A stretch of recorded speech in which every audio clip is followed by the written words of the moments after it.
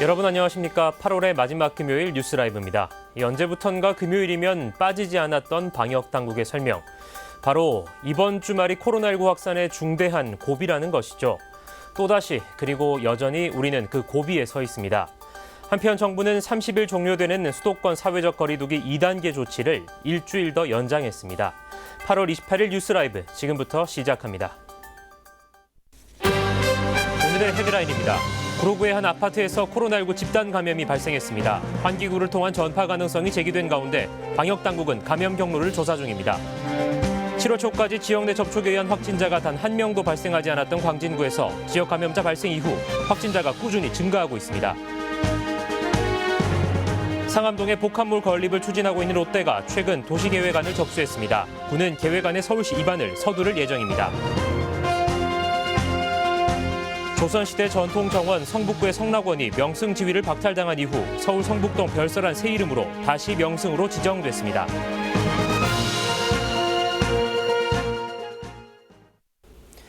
코로나19 신규 확진자 오늘 371명으로 집계됐습니다.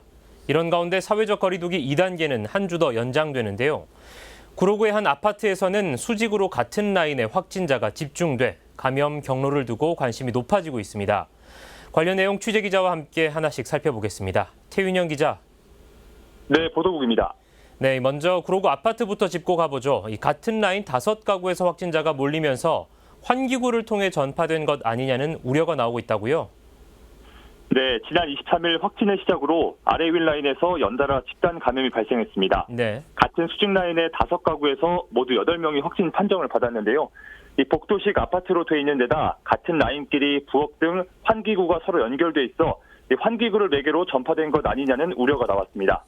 이와 관련해 어제 서울시도 환기구에 대한 검체 검사를 진행했는데 관련 브리핑 내용 잠시 들어보겠습니다. 서울시는 감염 경로 조사를 위해 환기구 등 환경 검체 11건을 검사 실시하였습니다. 하수구, 환기구, 엘리베이터 등 모든 것을 포함하여 감염 경로에 대해 조사를 진행하고 있습니다. 네, 하지만 어제 환기구에 대한 검체 검사에서는 코로나19 바이러스는 발견되지 않았습니다. 이런 가운데 어제 저녁 6시 구로구는 옆 라인의 각기 다른 층에 거주하고 있는 2가구에서 추가로 확진자 2명이 나왔다고 밝혔습니다. 이로써 이 아파트에선 모두 7가구 10명이 확진됐습니다. 네. 어제 발표에 따라 환기구보다는 엘리베이터나 다른 요인에 의해 확진됐을 가능성이 높아지고 있는데요. 실제로 방역당국은 당초 환기구를 통한 감염 가능성은 높지 않다고 밝힌 바 있습니다.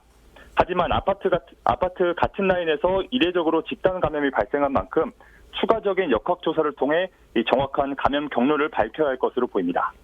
네, 태 기자, 이 코로나19 확산세가 계속되는 가운데 이 사회적 거리두기 2단계는 한 주 더 연장됐다고요?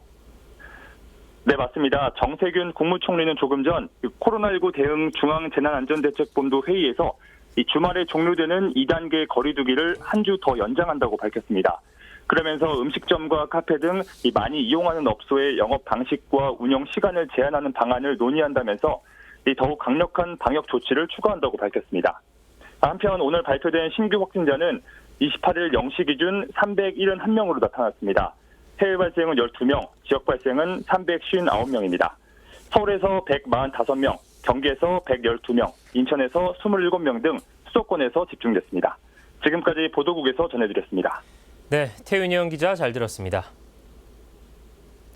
이번엔 광진구 코로나19 상황 전해드립니다. 광진구는 지난 7월 초까지만 해도 지역 내 접촉에 의한 확진자는 단 한 명도 없었는데요.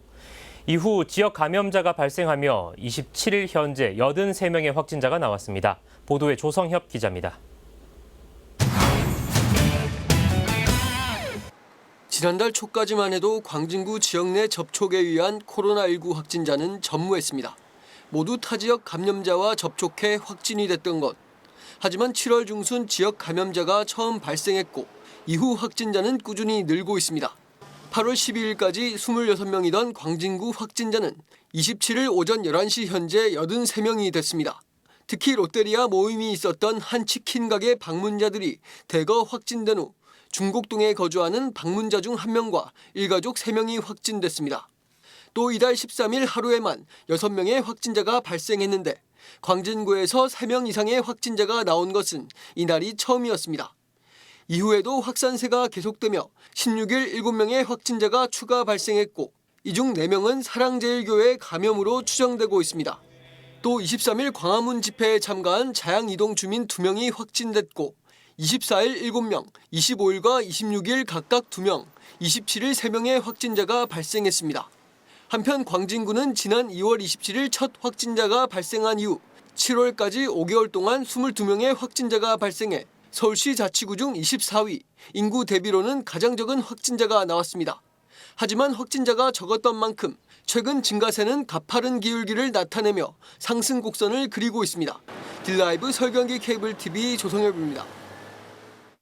수도권을 중심으로 코로나19 확산세가 계속되는 가운데 이 감염 경로를 알 수 없는 깜깜이 환자가 늘고 있습니다. 상황이 이렇자 서울시는 마스크 착용을 의무화했고 10월부터는 위반 시 과태료를 부과한다는 방침입니다. 앵커 리포트입니다. 서대문 보건소에 마련된 코로나19 선별 진료소. 최근 교회발 감염이 확산되면서 검사자가 눈에 띄게 늘었습니다. 회사와 어린이집 등에서 확진자가 나오면서 소규모 집단 감염이 발생하고 있는 상황. 실제로 서대문구의 경우 광복절을 기점으로 검사자 수가 2배 이상 증가했습니다. 문제는 이전과 다르게 감염 경로를 알 수 없는 깜깜이 환자가 나타나기 시작한 것. 언제 어디서 감염됐는지 알 수 없는 만큼 지역 감염 확산이 우려되고 있습니다. 이번 주 같은 경우는 640명 정도가 전수검사하는 데가 있어가지고 검사 건수가 보통 우리가 100 한 몇 건대다가 지금은 300건이 넘어서 2배가 넘었죠. 역학조사를 해보면 누구랑 접촉해가지고 했다는 게 나오는 편인데 지금은 깜깜이 환자가 조금씩 나와요. 이처럼 서울시 전역에서 깜깜이 환자가 급증하고 있는 가운데 실내외 마스크 착용이 의무화했습니다. 일각에선 백신보다 마스크가 효과적이라는 주장까지 제기되고 있는 상황. 특히 얼마 전 집단 감염이 발생한 파주 스타벅스에서 마스크를 착용했던 직원들은 검사 결과 모두 음성 판정을 받은 것으로 알려지면서 마스크의 효과를 입증했다는 분석도 나오고 있습니다. 다만 마스크 착용 시 입과 코를 완전히 가리고 얼굴과 마스크 사이에 틈이 없도록 쓰는 것이 중요합니다. 또 장시간 마스크를 착용해야 한다면 덴탈 마스크 대신 호흡이 편한 전 마스크를 사용해도 무방합니다. 서울시는 계도 기간을 거쳐 10월 13일부터 마스크 미착용자에게 10만 원의 과태료를 부과할 방침입니다. 딜라이브 서울경기 케이블TV 김동훈입니다. 인허가 문제로 첫 삽조차 뜨지 못하고 있는 상암동 복합몰 건립 사업. 최근 복합몰을 추진하고 있는 롯데가 관련 계획안을 마포구에 제출했습니다. 천서연 기자입니다.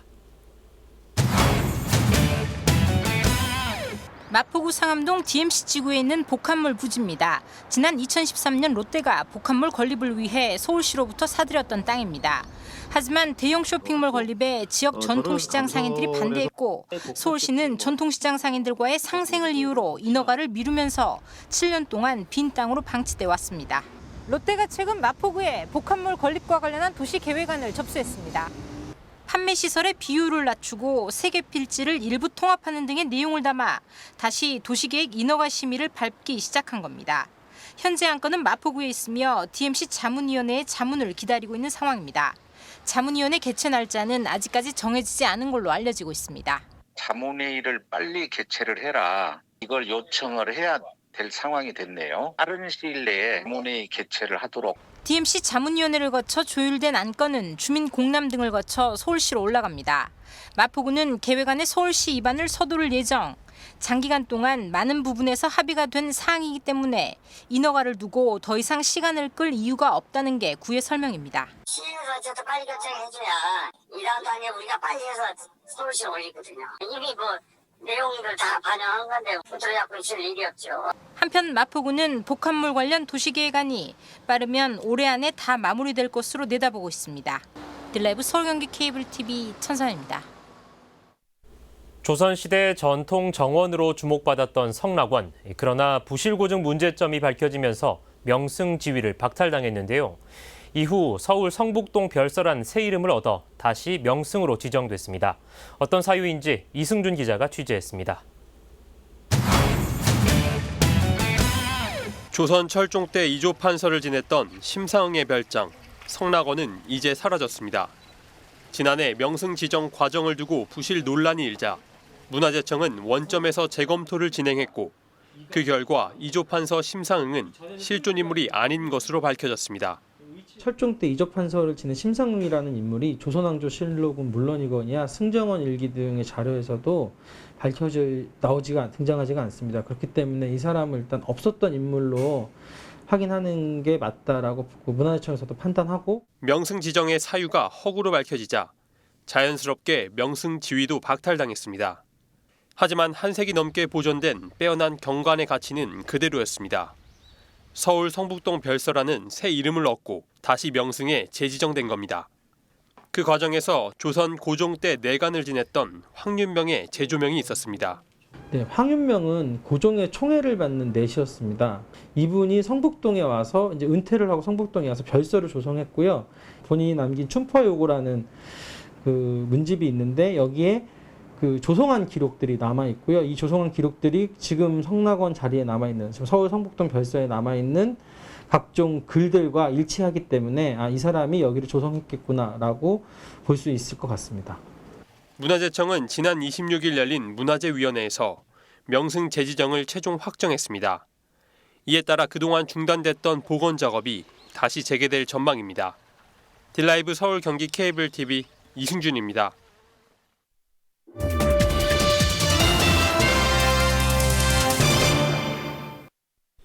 저층 주거 지역에서 발생하는 쓰레기 무단 투기는 고질적인 사회 문제 중 하나입니다. 서대문구 역시 예외가 아닌데요. 이 서대문구 의회가 주택가 쓰레기 문제를 해결하기 위한 대책 마련에 나섰습니다. 천서연 기자의 보도입니다. 서대문구 남가자동의 주택가 담장 밑엔 먹다 버린 음식물이 그대로 방치돼 있고 골목마다 무단 투기된 재활용품과 생활 쓰레기가 넘쳐납니다. 무단 투기를 막기 위해 곳곳에 붙여진 경고장이 무색한 상황입니다. 공공분로에 나선 어르신들이 방치된 쓰레기를 치워보지만 역부족입니다. 온몸 땀은 해도 그리고 차가 지나가면서도 던져놓고 그러더구만 안 와요. 음식물도 나오고 그냥 그거 다 버려버리니까 안 와요. 담아놓고만 보는 거죠. 이처럼 반복되는 주택가 쓰레기 문제를 해결하기 위해 서대문구 의회가 나섰습니다. 도시혁신연구회를 이끌고 있는 차승현 의원은 잦은 민원 중 하나인 주택가 쓰레기 문제를 올해 중점 연구과제로 정했다고 밝혔습니다. 특히 9개 대학이 자리 잡고 있는 서대문구의 경우 1인 가구 밀집 지역에서 쓰레기 무단 투기 발생 빈도가 높다는 점에 주목하고 있습니다. 1인 가구가 버리는 쓰레기 형태를 우리가 파악하고 이걸 개선할 수 있는 방안을 찾고자 하는 거고요. 일반 주택에서의 문제도 오랫동안 이제 고질적으로 갖고 있는 쓰레기 문제를 이참에 다른 지역의 사례들을 확인하면서 정책적으로 대안을 제시할 수 있는 방법이 무엇일까를 찾고자 하는 연구 영역입니다. 최근 서대문구 의회는 대책 마련을 위한 연구 용역에 들어갔습니다. 생활정책연구원이 용역을 맡아 쓰레기 배출 현황을 전문적으로 분석하고 골목 단위로 개선 방안을 찾는 데 집중하고 있습니다. 쓰레기 무단 투기 형태와 배출 방식 등에 대해 현장을 모니터링하고 주민들과의 인터뷰를 통해 실효성 있는 대책을 찾을 예정입니다. 또 다른 자치구에서 시행 중인 다양한 쓰레기 처리 방식을 서대문구에 적용시킬 수 있을지도 함께 연구 중입니다. 특히 은평구에서 운영하고 있는 자원관리사나 강동구에서 아이스팩 수거를 한 이후에 처리하는 방식들을 서대문구에서는 어떻게 적용할 수 있을지 그걸 모색하고자 합니다. 이번 연구 영역은 11월쯤 마무리될 것으로 보입니다. 서대문구의회는 결과를 토대로 관련 예산 마련을 위한 입법 활동까지 연계할 방침입니다. 딜라이브 서울경기 케이블 TV 천서연입니다. 정부의 용산 정비창 1만 호 주택 공급 계획에 용산구와 용산구 의회 모두 반대 목소리를 내고 있습니다. 국제업무지구 개발 사업의 차질을 우려하는 건데요. 용산구 의회는 국제업무지구 사업 추진을 촉구하는 결의안도 발표했습니다. 이재용 기자입니다. 용산 정비창 부지입니다. 정부는 지난 5월 이 부지에 주택 8,000호를 공급한다고 밝혔습니다. 그런데 3개월 뒤인 지난 4일 기존 주택 공급 물량에 2,000호를 추가했습니다. 용적률을 상향해 총 10,000호의 주택을 공급하겠다는 계획입니다.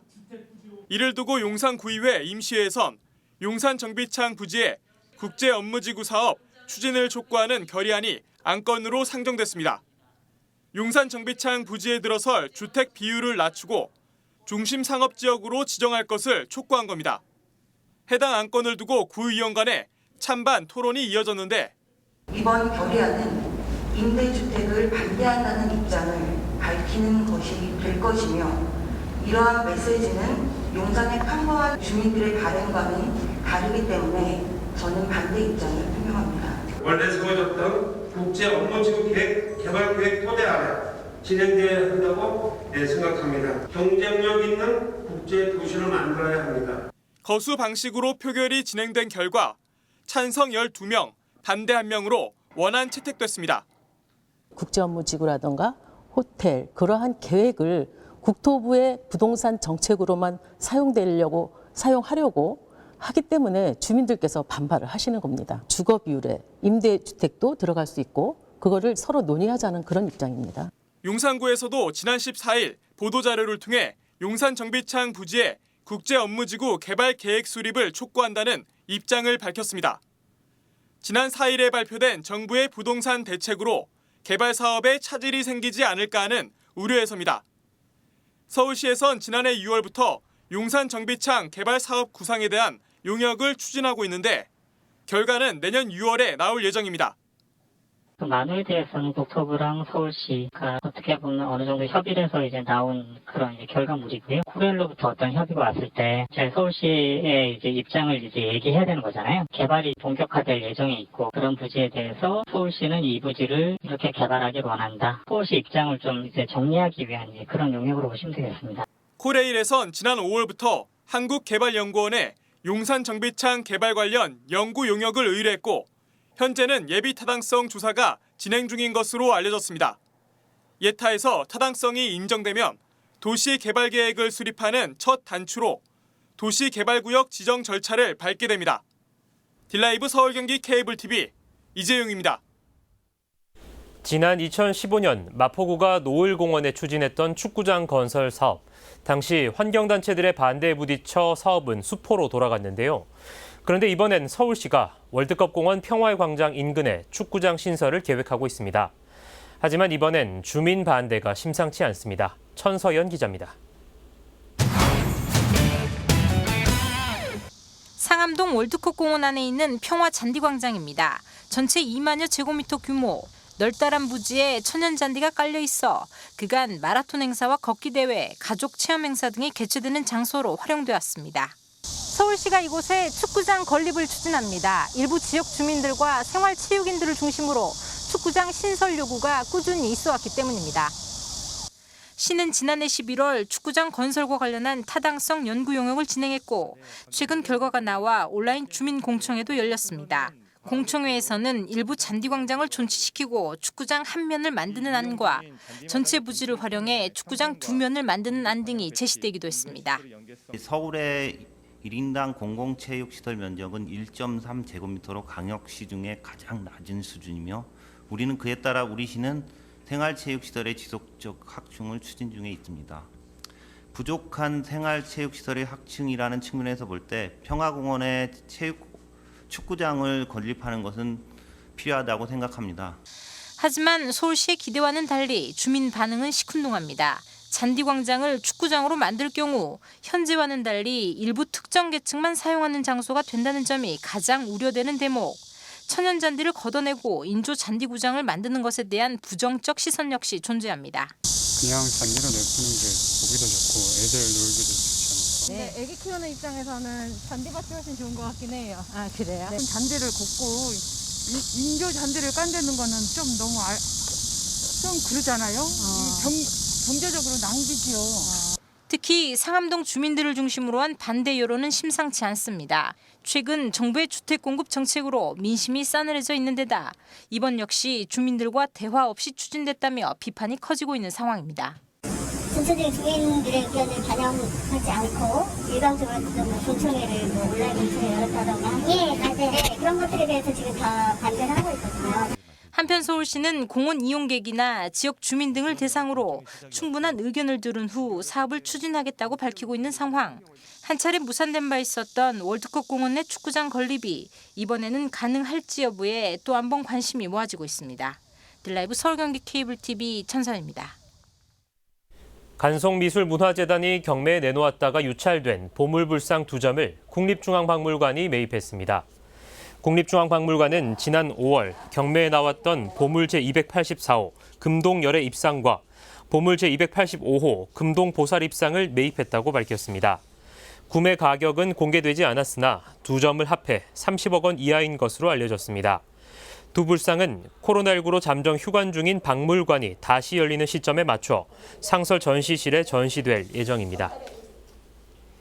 용산구에서 청년 1번가 센터 내 청년 창업 지원센터 입주 기업을 공개 모집합니다. 모집 대상은 성장 단계 17개 업체와 예비 창업자 11명입니다. 창업 공간의 임대 기간은 1년이고 최대 3년간 사용이 가능합니다. 또 개방형 공간 코워킹 스페이스의 사용 기간은 1년으로 최대 2년까지 이용할 수 있습니다. 신청 방법은 다음 달 9일까지 이메일을 통해 숙명여대 캠퍼스타운 사업단에 입주 승인 신청서 등을 제출하면 됩니다. 종로구는 지역 내 감염 취약시설에 손세정 교육기 뷰박스를 무상으로 대여합니다. 대여 대상은 지역 내 어린이집이나 유치원, 학교 등 감염병에 취약한 집단시설입니다. 대여 기간은 일주일이며 종로구 보건정책팀으로 전화 신청 후 보건소로 방문해 수령하면 됩니다. 뷰박스는 형광 로션을 손에 바르고 스크린에 손을 넣으면 형광 물질이 하얗게 보이는 기구입니다. 형광 로션이 세균이라고 가정했을 때 손 씻기로 얼마나 제거됐는지 눈으로 직접 확인할 수 있습니다.